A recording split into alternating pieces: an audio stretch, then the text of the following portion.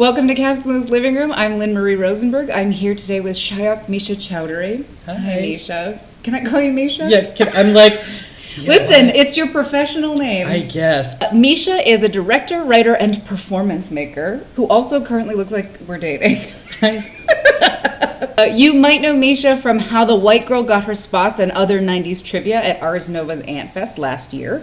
You might not know him from singing Beauty School Dropout in Weston Drama Workshop's 1999 production of Grease. He was skinny, brown, 14, and a dead ringer for Frankie Avalon. Oh, yes. Coincidentally, this production also starred me as Rizzo. Your story's sad to tell, a teenage ne'er-do-well, most mixed up non-delinquent on the block. Yes. There are worse things I could do. Yes, please. No, please. when you really dig into that text. Oh, I know. I watched it last show. night I was like, how did anybody think Stockard Channing was a high school student in this? Oh, 36. I mean, she's my age. I know. Yeah. No. When I asked Misha what he'd like to talk about today, he mentioned the intersection of being both South Asian and queer in the industry. You might not be surprised to hear I don't have a single breakdown in my collection of a character that is both queer and South Asian. No? No. Oh. Isn't that shocking? So we're going to take a look at what the breakdowns have to say about being South Asian. And then later, we're going to talk about the friction, both for you personally and in the industry in general, about being South Asian and queer. Great. Ready? As a South Asian man, your voice and accent will be an important part of your skill set. Rokan, 16 to 18 years old, a weird, unfiltered dude, straight out of India with a strong accent. He became Zach's only friend while Ben was in Antarctica and is now on a quest to have a three-way. Yes. Oh my god, it's me! Is it? No. You're on a quest to have a three-way? Nope. You heard it here first. And then there are some quintessential role models you'll have to live up to. Self-help guru. South Asian India male. The role is voiceover only, like Deepak Chopra. No, I don't want to be like Deepak Chopra. Good old Deepak. He gets to represent an entire culture in the United States. Yeah, absolutely. You might not find yourself the most beloved character. Mr. Yash. Mr. Yash, greedy 60 years old Pakistani Indian, which is not a thing. Timid, greedy, snake-like. No, it's all real. Timid and greedy and snake-like. Greedy twice. On the other hand, South Asian women will find themselves a mysterious, desired commodity.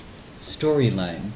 Isha, a recent Indian immigrant, uses ancient religious rituals to rise the top of Joseph's high and escort business. As she gets pulled deeper into the intoxicating high-stakes environment, Joseph and Isha fall in love. But when karmic actions collide, secrets are revealed and lives are changed forever. She uses the religious rituals. Yes. To become a hooker. Yes. That's pretty, it's innovative. But no matter the role, you can be assured you will be taken seriously. Confused character found in an audition. 18 to 60 years old. Great. East Asian, China, Japan, etc., Pacific Islander, South Asian, India, Southeast Asian, Indonesia, etc., male. Your role would be a confused Asian who has found himself in the middle of an audition to be a partner in crime. Wow, specific. A confused Asian. Yes, and a confused post. So tell me a little bit about being Bengali and queer in the industry. You mentioned to me that you feel like you can never be either queer enough or Bengali enough in terms of what an industry wants you to be. I feel like I've been lucky in the circuits that I move in most of the time to feel able to be the author of the work that I want to make in a way that feels good. I often have conversations in which I am told that it's like, oh, you're a South Asian guy whose work isn't like solely about South Asia. Isn't that great? Like there's like a you're being a more serious artist because Oof.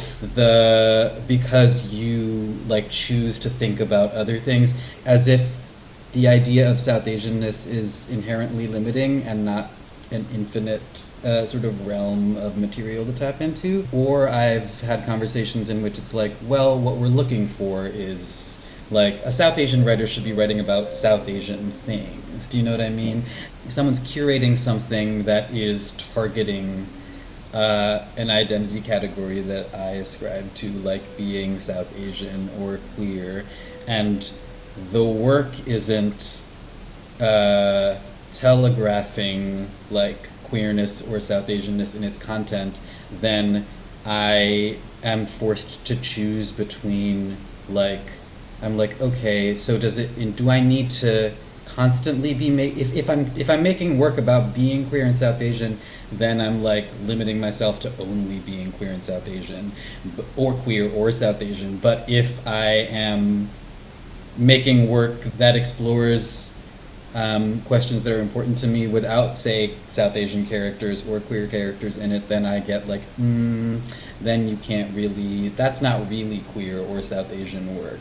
So it's a catch-22. Yeah. You have focused, at least as far as I've watched, you have Yeah. focused your career on devised and collaboratively Yeah. developed work.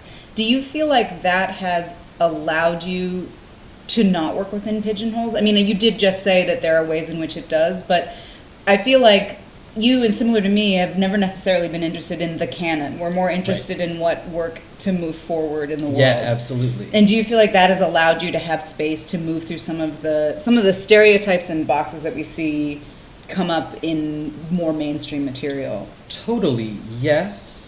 And the kind of theater that I like to make, the kind of theater that I enjoy seeing, that sort of collaborative kind of theater making still remains. It's changing, but that things that are termed experimental or avant-garde or devised are still spaces that are largely white. In my experience, when you're making devised work, the content of the work that you make is so in conversation with who's in the room with you. We haven't arrived at that moment yet where it's like, here are the 20 Bengali devised theater actors who have the time and energy to like experiment on a thing here in the city.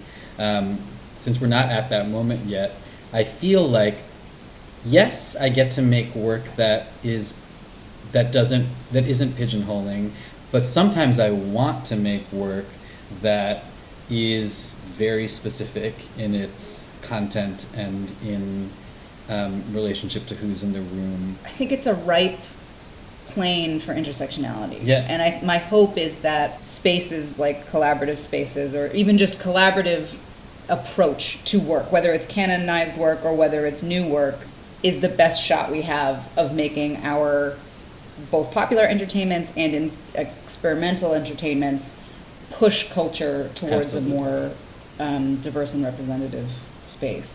Yeah, you're absolutely right that I think what's exciting is that the idea of the actor creator and the sort of holistic theater maker, and the idea that an actor is an author, a designer is an author, that feels like a way of speaking and working that is much more pervasive than when we were doing it in high school. Yeah. In a way that was wonderful, but like that's a conversation that feels more prevalent now. Well, we've known each other for about 20 years. Oh my god. So let's hope that within the next 20 years we have a more collaborative and intersectional space. Yes, please. Thank you for being here today. Mwah. Thank you for watching. Take care of each other and be professional. Mwah.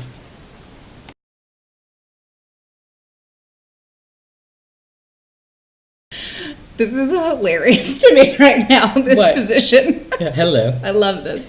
Okay. Gonna try and get through this. Good. Welcome to CastAndLoose Living Room. I'm Lynne Marie Rosen.